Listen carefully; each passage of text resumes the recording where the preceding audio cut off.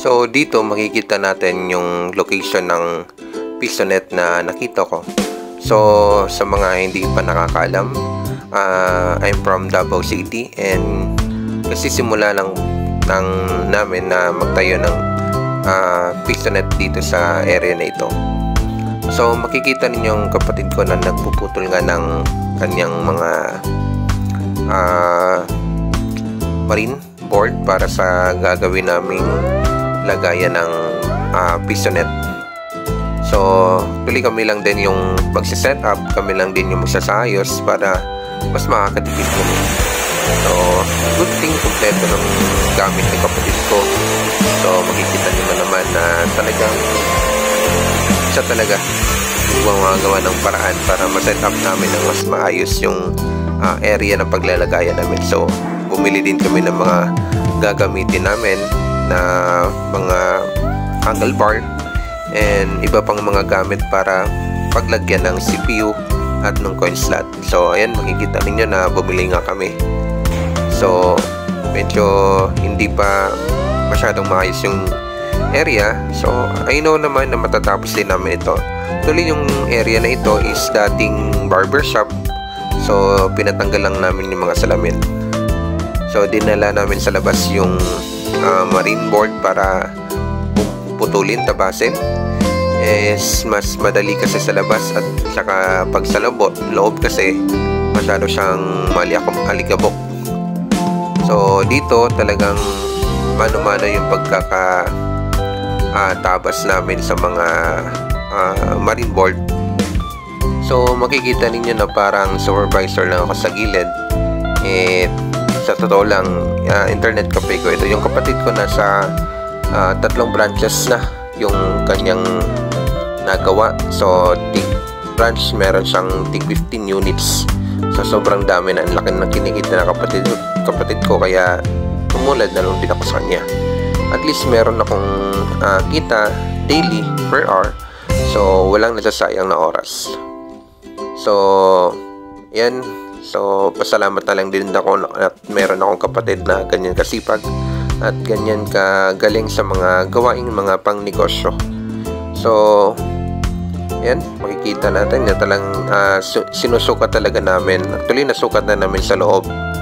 So at least paglagay namin ng marine board, dire-diretso na lang ang paglagay para malagay na din namin yung mga CPU at iba pang mga gamit, monitor and keyboard. So hindi talaga madali ang pagtatayo ng negosyo. Kinakailangan mong magkaroon ng capital, magkaroon ka ng ideya, at dapat swak din yung location ng paglalagyan mo.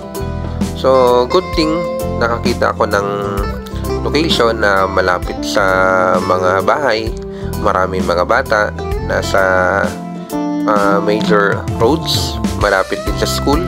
Pero dapat din natin salang-alang na 100 meters away ka dapat sa school. So yun ang dapat mong iisipin, kasi bawal po ang less than 100 meters. So yun ay nasa batas po natin.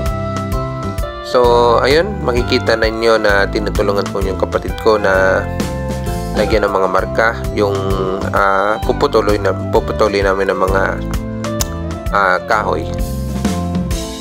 So ayun nga, fast forward na lang tayo para mas mabilis. So papakita ko at the end yung mga nagawa nga namin sa loob ng PisoNet.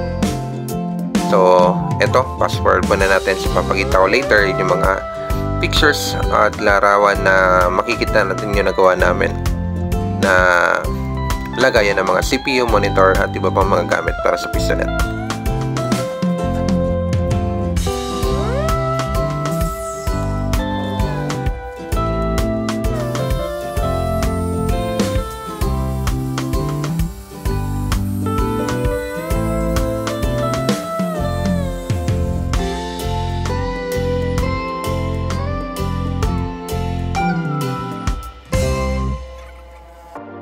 So andito na nga, papakita ko na nga yung naging resulta ng ginawa namin sa pag-set up ng aming PisoNet. So yung PisoNet na ito is 10 units po yung lalagay muna namin. So later on na lang kami magdadagdag kapag meron ng space na makikitaan namin na pwede pa paglagyan.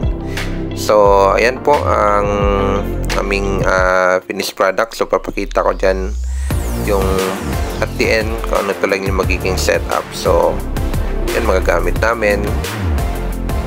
So meron din yung mga pangputol ng kahoy, kompleto kami ng gamit.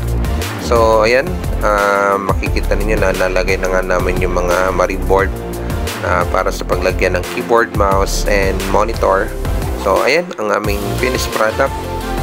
Hopefully magustuhan ninyo yung aming nagawang finished product para sa aming PixelNet. So see you po sa next vlog po natin. Maraming salamat po. Huwag po kalimutang mag-share, like, and subscribe. God bless po sa inyo.